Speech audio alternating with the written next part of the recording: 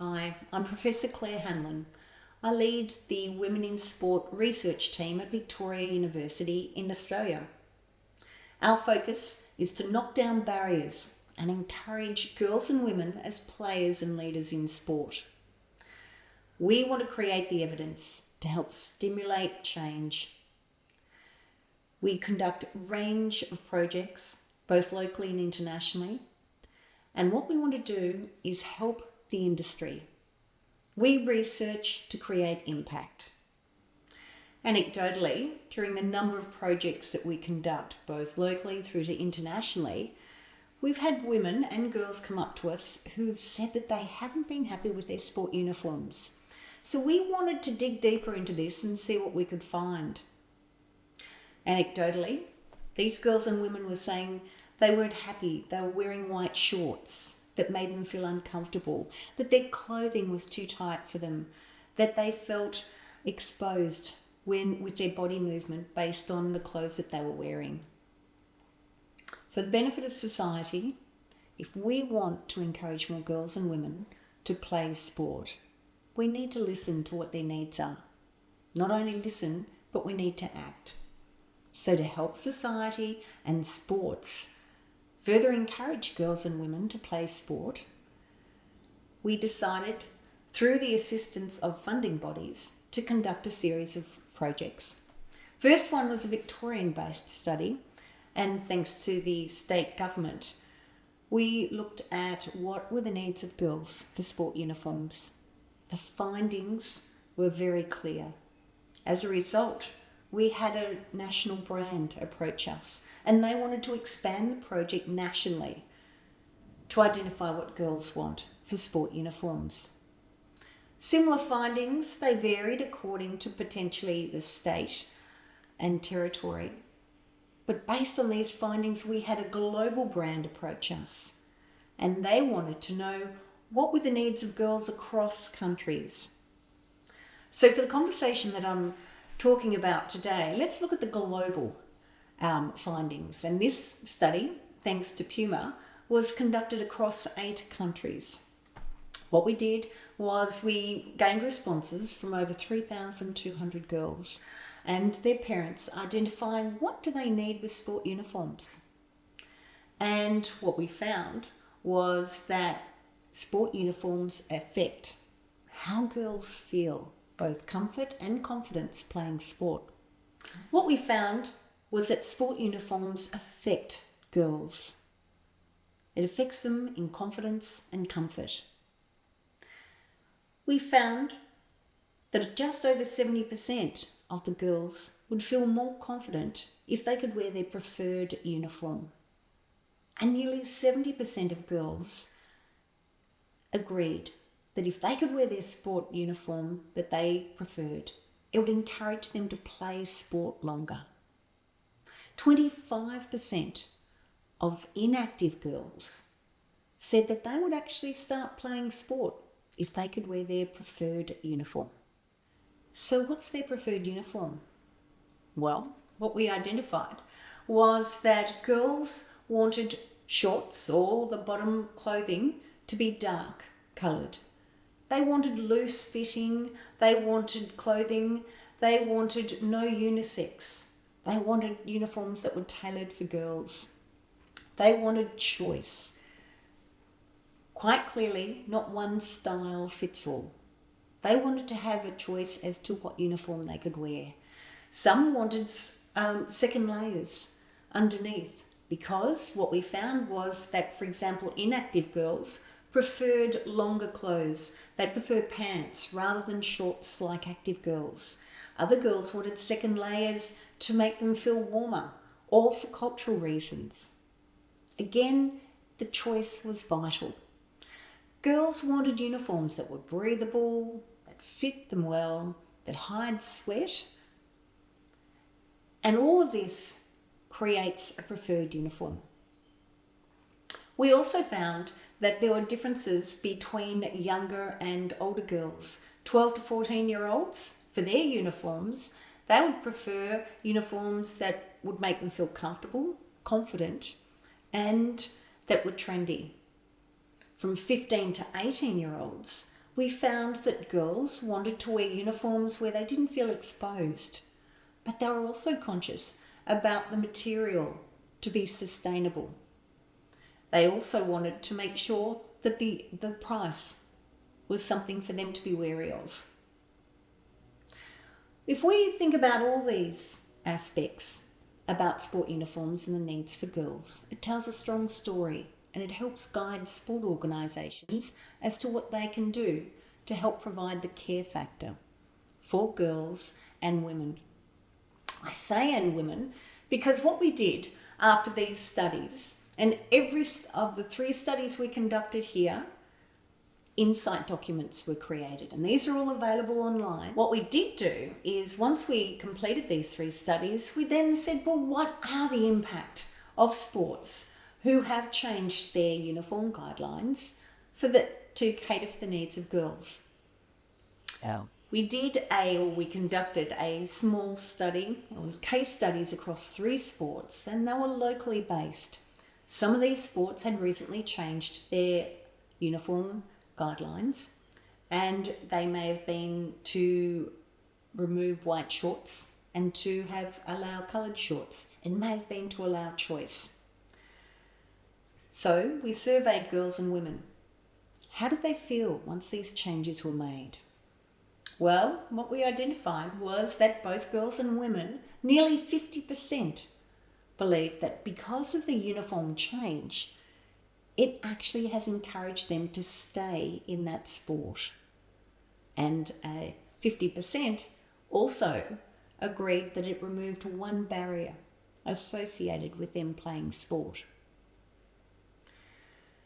So, sport uniforms, when they do provide choice, when they do make girls feel comfortable and confident, positive effects do occur. It encourages girls and women to stay in sport longer. It provides them with confidence and comfort, and it also potentially encourages girls who aren't physically active to become physically active due to wearing an outfit that they feel comfortable in.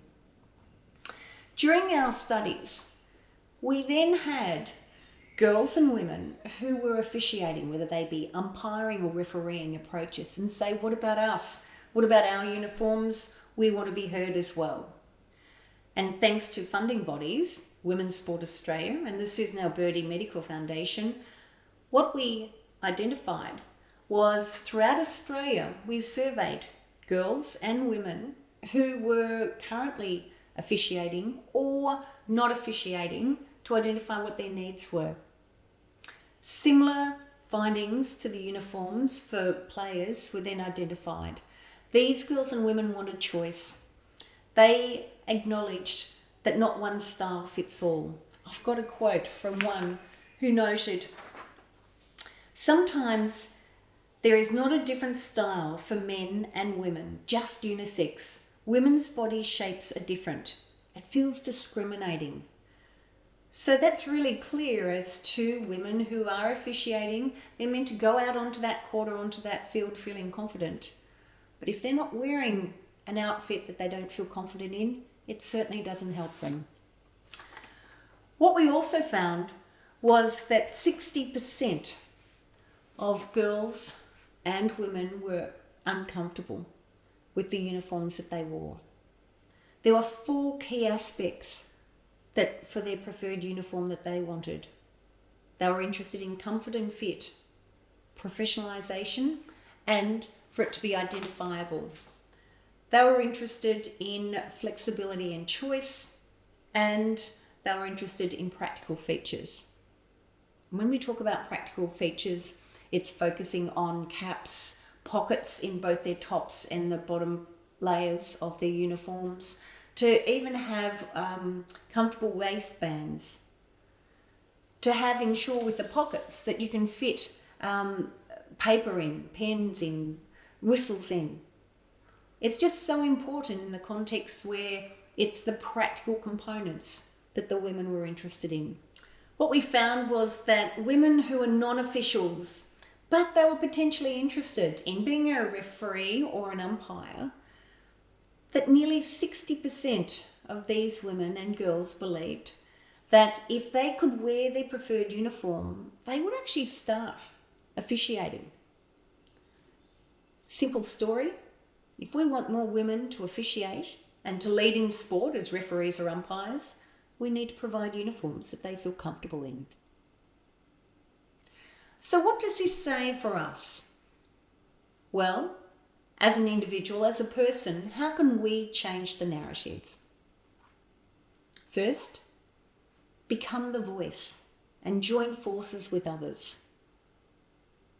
With that, use the evidence from the insight documents of the research that we've been referring to. For example, there's 3 insight documents on uniforms. There's another insight document on the impact of the guidelines of changing and what this had to girls and women as players. There's also an insight document produced from our research on officiating and what women want. There's 5 insight documents to help you with your voice, provide the evidence to help stimulate action and create change. I'll give you 2 examples of how this has occurred in the industry from individuals who've joined forces. First, there was a Gaelic football team from Ireland that reached out to us in Australia. They heard about our research. Claire, can you provide the insight guide for us? We're not happy with our uniform. We want to present it to our association. 2 weeks later, received a very excited email back saying, thank you so much. The evidence that we provided from this document supported what we've been trying to say to the association.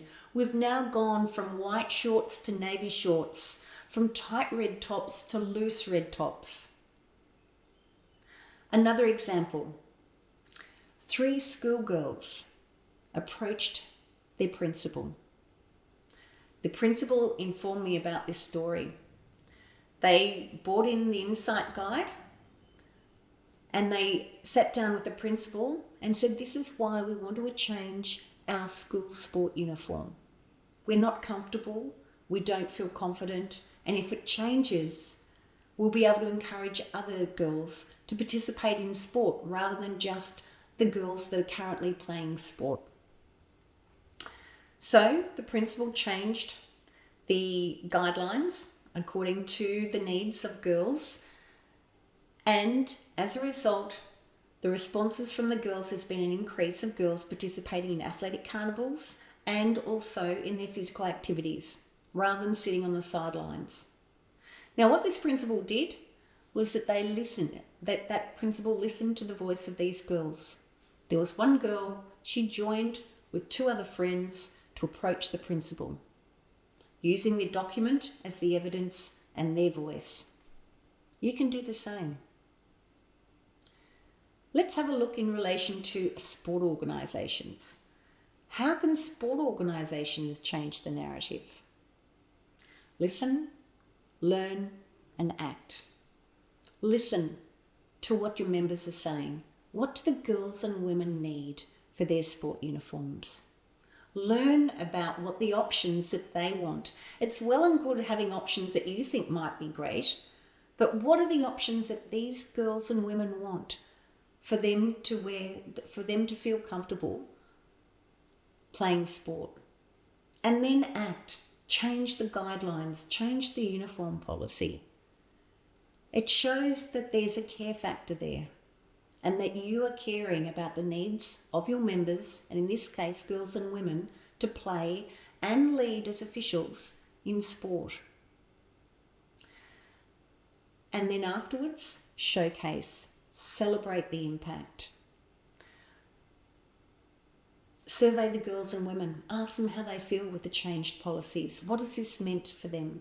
How has that encouraged them to further participate in the sport? And showcase this on your social media sites. It's worth celebrating. Impacts are important. And as a sport, you're showing the care factor. 2 examples of this occurring. Netball Australia. After seeing our insight guide, they have used it to help stimulate change. They've also listened to the voice of their players, and they've changed to create inclusive sport uniform policies. Football Australia, another example. They listened to the voice of their members, but they also used our insight guide as evidence. They too have changed uniform policies for the benefit of what girls and women need. What can we as a society do to help change the narrative? We can change the language. I've been referring to sport uniforms, but let's change it. Let's refer to it as sportswear. Sportswear is more inclusive. Sportswear is where it provides choice and option. Uniform creates a structured, formalised set approach. If we could change the language to sportswear, it would create an inclusive approach. One that encourages options, the right options, for girls and women and the uniforms they wear. Also, promote awareness. Promote the insight guides. Promote what we're doing here today with Change the Narrative, and be the voice so that we can publicly not only identify, but showcase the needs of what girls and women want. To be able to call out if it's not appropriate with uniforms. This is starting to happen in society. The more that happens, the more change occurs. And importantly, showcase the good practices that are happening.